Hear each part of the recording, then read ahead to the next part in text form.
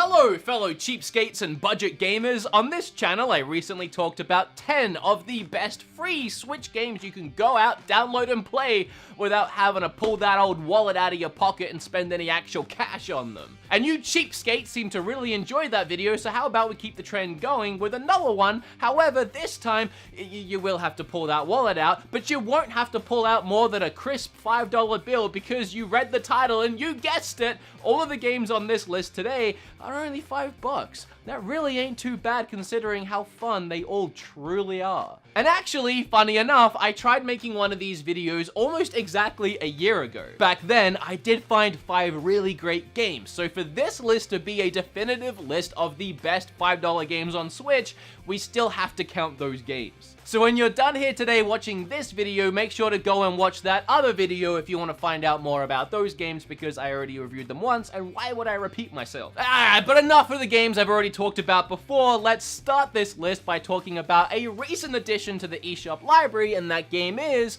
Daggerhood. Make sure you smash that subscribe button and click that bell, and also hit the like button while you're going down there, and let's get started. Oh man, really? My phone's ringing right now? Jordan Fringe? Hello? I was just watching your video with Kim. Isaac? Zach? Really? Would? Really? Shouldn't you be editing this video like, oh, I don't know, right now, rather than calling me? Dude, aren't you freaking sponsored by Skillshare like all the time? You do realize that they have a course on accent reduction, American pronunciation made easy, right? Y'all.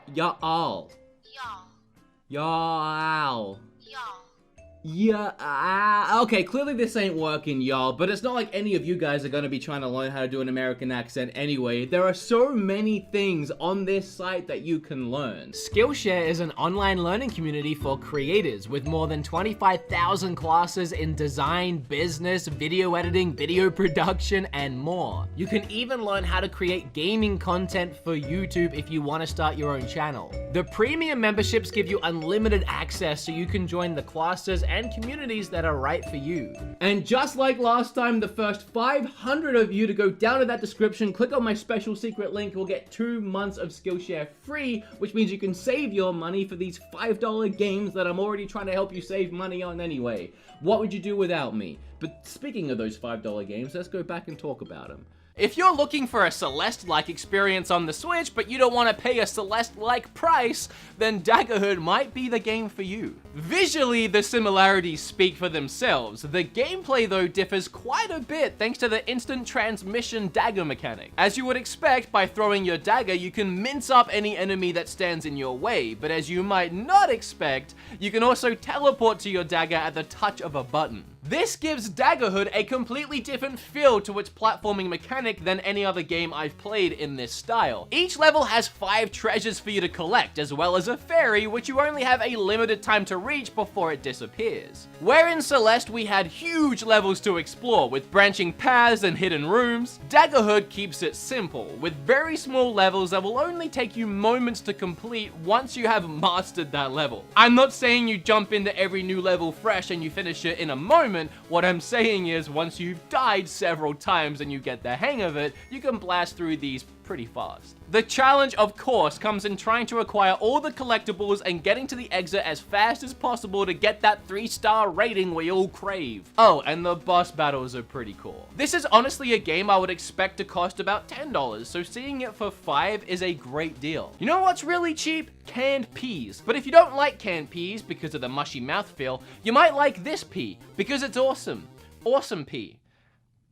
Awesome Pea starts the same way many of our favorite NES games started. Title screen, start game, just like that. No story, no words, no instructions, no nothing. You're a freaking pea, start platforming and enjoy the game. Games like this are just refreshing for me sometimes, when you just feel like picking up a game and playing it, without having to prepare your mind and soul to become invested in some groundbreaking story, or try to kickstart your brain and learn crazy new gameplay mechanics. Nah, not here, you just play the game. The game's visuals tug at my nostalgic heartstrings big time. Clearly, I have never played this game before, and yet it feels like I'm driving down memory lane and reliving an old favorite title, especially when I see that overworld map. It doesn't help my nostalgia that the entire game has scan lines, making you feel like you're playing it on an old CRT TV. And the visuals themselves look like every great Game Boy game I ever owned. It's a very simple platforming game where you have to collect coins and avoid spikes, but it has some very solid gameplay, and I just find it ever so charming. So even though it's technically $5.99, that old marketing ploy where it looks like $5 but it's actually $6, I'm allowing it on this list because it is a fun budget game, around $5.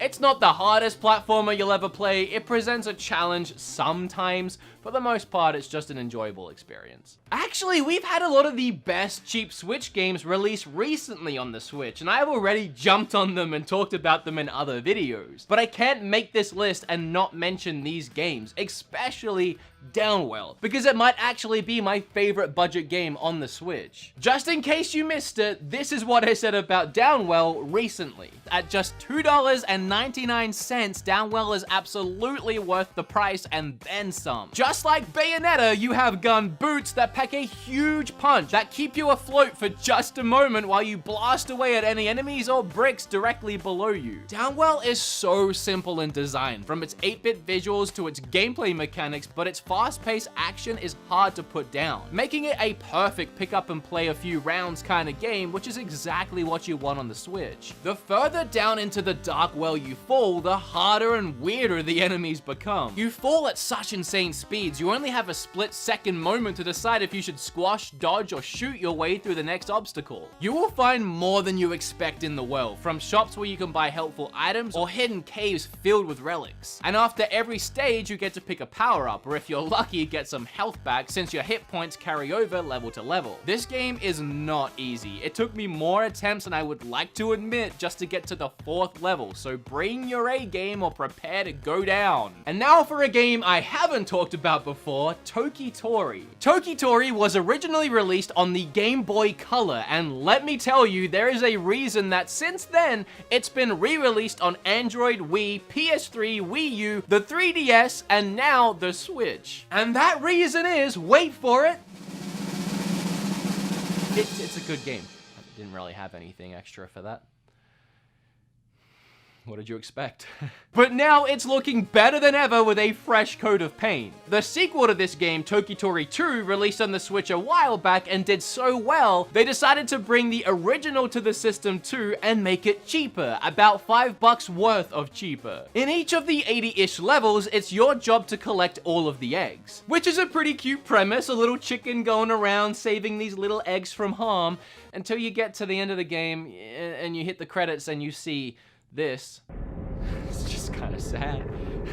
Moving very quickly along, let's talk about the gameplay mechanics. Taking a page from the Prince of Persia Book of Tricks, you can rewind time if you screw up, which is not only used for if you die stupidly, but also as a key mechanic to help you complete puzzles. You have a bunch of different abilities available to you as well, like building blocks or paths. And I'm not sure where this tiny little chicken is keeping these massive blocks, but he doesn't seem like the kind of guy that I want to mess with, so I'm not going to ask any questions. Please don't turn me into an omelet. I know I said I don't like repeating myself, but I can't in all good consciousness make this list and not talk about Gunman Clive. I fell in love with this game, and recently I found 2 excuses to talk about it on the channel.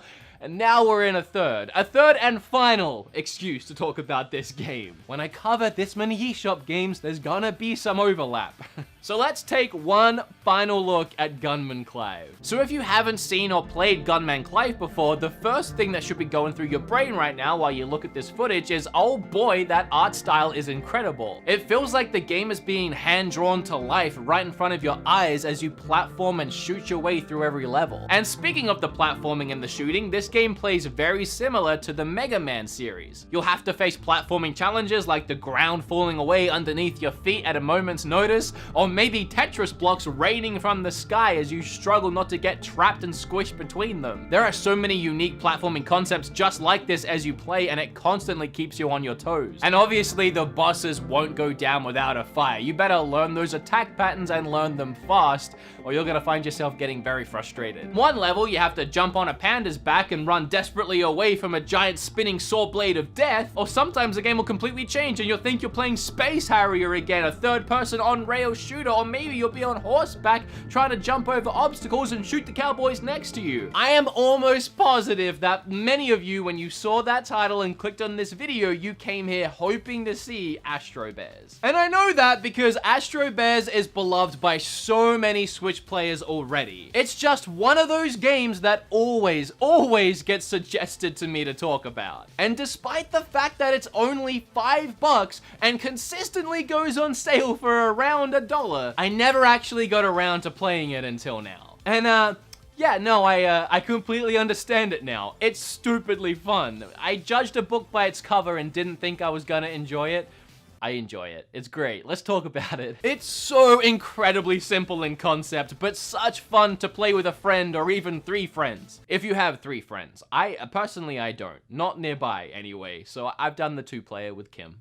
It was good. It's essentially Tron, but with bears and in space, so what's not to love? You and whoever you are playing with run around this tiny little sphere, creating a colored trail behind you as you go. And all you need to worry about is not running into the other player's colored line. And if you haven't played Tron, just think old school Snake. You know, the kind we all used to play on our brick phones, except you're playing with more players. It is really easy to become super competitive, with rounds becoming nail-bitingly close. Ducking, jumping, weaving, and squeezing between enemy lines. And the rounds are so short, it's super easy to keep on challenging each other to just one more round. A perfect party game, and for the price, you cannot go wrong. Plus, as I said, this game just seems to always be on sale. I'm actually only realizing this now, even though I already wrote out this entire video yesterday. The games on this list are super varied, which is awesome. I don't think there's really any overlap in game style. And that goes equally so for the next game on this list, which is One Strike.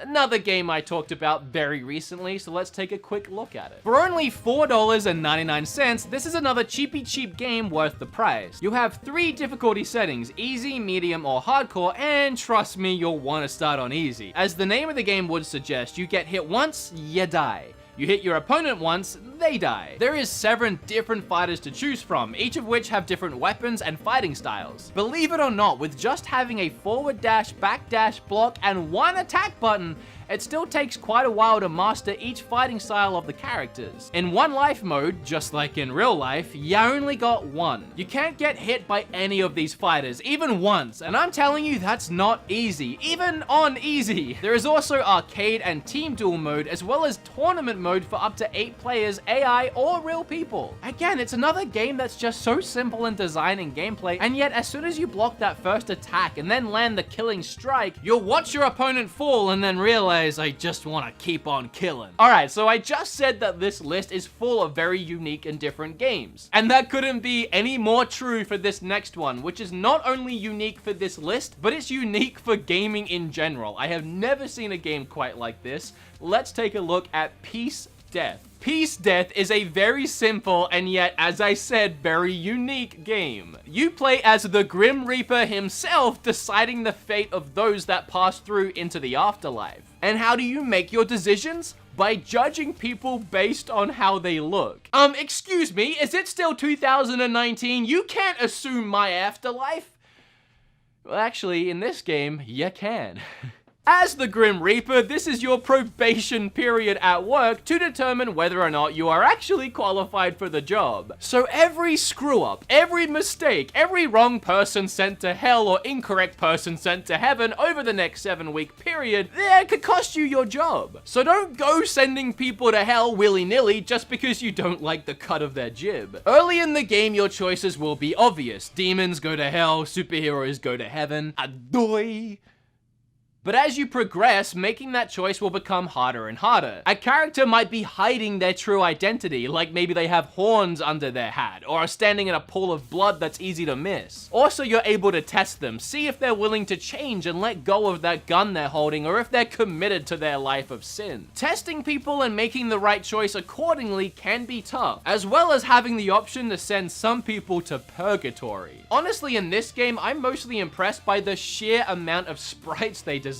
Sure, it's only a $5 game and a simple concept, but the amount of time it must have took to design all of these characters. And each of them really stand out and are unique enough to make every choice feel more difficult than the last. Unless you don't care and you just want to send everyone to hell. I mean, that's your prerogative. You might get fired, but hey, you had a good time doing it. You know, making this list of $5 games and that other list of free games on the Switch, I found something really interesting in that the free games were more often than not more grand in scale. These huge open world games, they were more graphically impressive, they could do a lot more, and you could arguably sink a lot more time into the free games than these ones that you actually have to pay for. While all of these games are really great and I had a ton of fun with them and absolutely worth the price, you can tell by looking at them they're a $5 game, right? It's a budget title and you can see that. You're paying for a budget title, but you're getting a good time. I don't know, for me it's an interesting food for thought. I'm not trying to say anything, I just think it's really curious going from that list to this list and seeing how different the games are and seeing the budget, cheaper, shorter games being the ones you have to pay for while the bigger is the ones you get for free. With all that being said, if you like this video or you learned a little something, make sure you have flip all over that subscribe button. Smash like on the video as well while you're down there. Maybe even leave a comment with what great games you've been playing lately. Speaking of free, you know what else is free? My pit stains.